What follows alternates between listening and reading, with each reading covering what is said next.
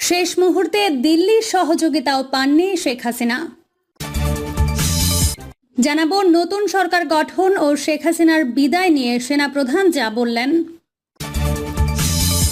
এবং সর্বশেষ জানাবো সারা দেশের পথে ছাত্র জনতার উল্লাস। এতক্ষণ শুনছিলেন সংবাদ শিরোনাম, এবার বিস্তারিত। শেষ মুহূর্তে দিল্লির সহযোগিতাও পাননি শেখ হাসিনা। ছাত্র জনতার গণ আন্দোলনের মুখে প্রধানমন্ত্রীর পদ থেকে পদত্যাগ করে দেশ ছেড়েছেন শেখ হাসিনা। সোমবার বেলা 2:30টায় বঙ্গভবন থেকে একটি সামরিক হেলিকপ্টার শেখ হাসিনাকে নিয়ে যাত্রা করে।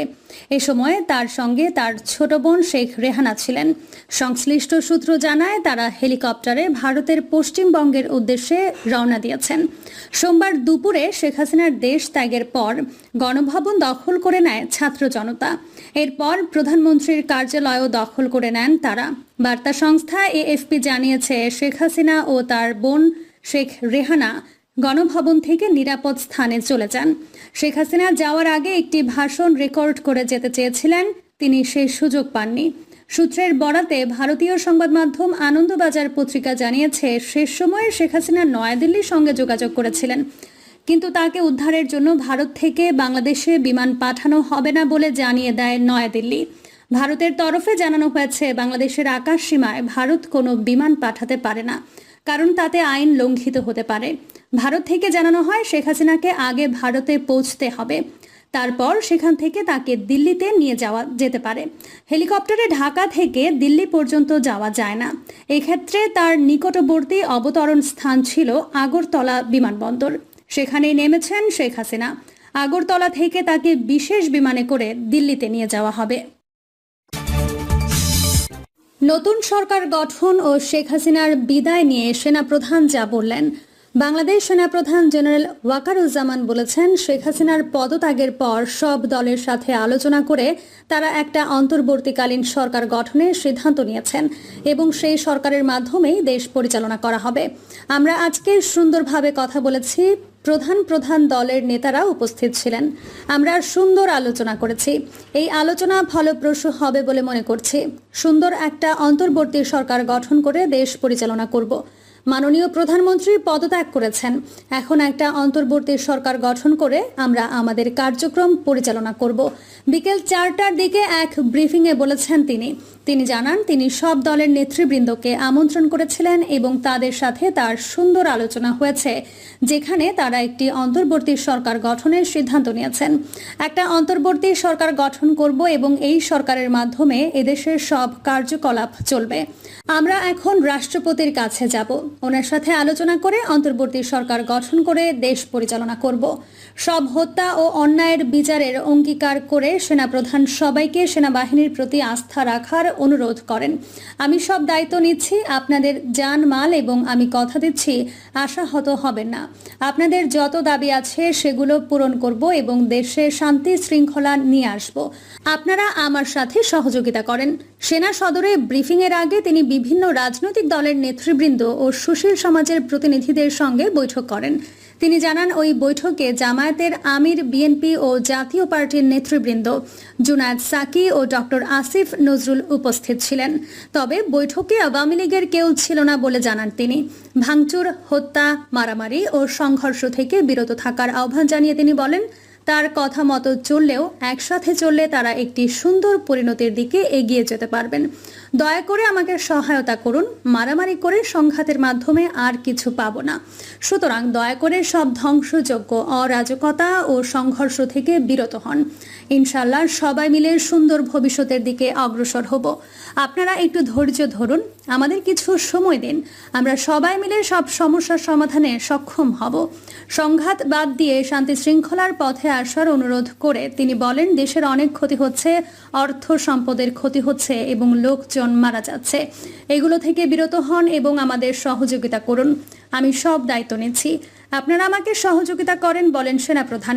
সরকারের রূপরেখা নিয়ে এক প্রশ্নের জবাবে তিনি বলেন, এটা এখনো প্রাথমিক পর্যায়ে। আমরা যাব রাষ্ট্রপতির সাথে আলাপ আলোচনার মাধ্যমে করব। বিবিসি বাংলার খবর পেতে গুগল নিউজ চ্যানেল অনুসরণ করুন। আরেক প্রশ্নের জবাবে তিনি জানান, তার অনুরোধে ডক্টর আসিফ নজরুল আন্দোলনকারীদের সাথে কথা বলেছেন। আশা করি ওনার এ বার্তা শুনে তারা পরিস্থিতি নিয়ন্ত্রণে নিয়ে চলে আসবে এবং আমরা সুন্দর পরিস্থিতির দিকে এগিয়ে যাব। ওয়াকারুজ্জামান বলেন, এটা বিশেষ পরিস্থিতি এবং আজকেই রাষ্ট্রপতির কাছে গিয়ে তিনি পরিস্থিতি নিয়ন্ত্রণ করবেন। একই সাথে সেনাবাহিনী শান্তি শৃঙ্খলা বজায় রাখার কাজ চালিয়ে যাবে। আপনাদের সবার দায়িত্ব সেনাবাহিনীকে সাহায্য করা, আমাদের সহযোগিতা করেন, আমরা তাহলে সহজেই পরিস্থিতি নিয়ন্ত্রণে সহজেই নিয়ে আসতে পারবো। কারফিউ কতদিন থাকবে এমন প্রশ্নের জবাবে তিনি বলেন, যদি শান্ত হয়ে যায় তাহলে কারফিউ জরুরি অবস্থা, গোলাগুলির প্রয়োজন নেই। সেনাপ্রধান বলেন, আমি আদেশ দিয়েছি সেনাবাহিনী ও পুলিশ কোনো গোলাগুলি হবে না। আশা করি আমার বক্তব্যের পর পরিস্থিতির উন্নতি হবে। আমরা সুন্দর পরিস্থিতির দিকে যাচ্ছি। আজকে রাতের মধ্যে সলিউশনে যাওয়ার চেষ্টা করব, তবে 2-1 দিন সময় আমাদের দিতে হবে। রাষ্ট্রপতির সাথে কথা বলে সুন্দর সলিউশনের চেষ্টা করব। এখন ছাত্রদের কাজ শান্ত হওয়া ও আমাদের সহযোগিতা করা। সেনাপ্রধানের ব্রিফিং এর আগেই দুপুরে সরকার থেকে পদত্যাগ করে দেশ ছেড়ে চলে যান প্রধানমন্ত্রী শেখ হাসিনা। এর মধ্যেই দুপুর থেকে আন্দোলনকারীরা শহরের বিভিন্ন প্রবেশ পথ দিয়ে ঢাকায় ঢুকতে শুরু করে। তখন আর তাদের পুলিশ ও সেনা সদস্যরা কোনো বাধা দেয়নি। এর আগে জুন মাসের শুরু থেকে কোটা নিয়ে আন্দোলন শুরু হলেও চলতি মাসের শুরু থেকে তা জোরালো হতে শুরু করে। ছাত্র বিক্ষোভে এই মাসের মাঝামাঝি ঢাকা সহ সারা দেশে ব্যাপক সহিংসতা, আইন শৃঙ্খলা বাহিনীর গুলিবর্ষণ, 2 শতাধিক মানুষের মৃত্যু, বিভিন্ন স্থাপনায় আগুন এবং ইন্টারনেট বন্ধের ঘটনা সারা বিশ্বে তোলপাড় তৈরি করে। পরিস্থিতি নিয়ন্ত্রণে 19 জুলাই শুক্রবার দিবাগত রাতে সরকার কারফিউ জারি করে সেনা মোতায়েন করা হয়। ইন্টারনেট বন্ধ ও নির্বাহী আদেশে টানা 3 দিন সরকারি ছুটি ঘোষণা করা হয়। ইন্টারনেট বন্ধ ও নির্বাহী আদেশে টানা 3 দিন সরকারি ছুটি ঘোষণা করা হয়। এরপর থেকে ধারাবাহিক বিভিন্ন কর্মসূচি পালনের পর শনিবার কেন্দ্রীয় শহীদ মিনারের সমাবেশ থেকে সরকারের পদত্যাগের 1 দফা দাবি ঘোষণা করে অসহযোগ কর্মসূচি শুরু করে বৈষম্য বিরোধী ছাত্র আন্দোলন। পাল্টা কর্মসূচি হিসেবে রবিবার আওয়ামী লীগ সারা দেশে জমায়েতের কর্মসূচি দেয়। ওই দিন দেশ জুড়ে ব্যাপক সহিংসতায় মারা যায় অন্তত 90 জন মানুষ। এই আন্দোলন ঘিরে সহিংসতায় মৃত্যু হয়েছে প্রায় 300 ভাষণের। আবারও সাধারণ ছুটি ঘোষণা, ইন্টারনেট বন্ধ করে দেওয়া হয়। এর প্রেক্ষাপটে রবিবারই সন্ধ্যা 6টা থেকে আবারও অনির্দিষ্টকালের জন্য কারফিউ জারি করা হয়। তবে এর আগে শনিবারই আন্দোলনকারীরা আজ সোমবারের জন্য মার্চ টু ঢাকা কর্মসূচি ঘোষণা করে।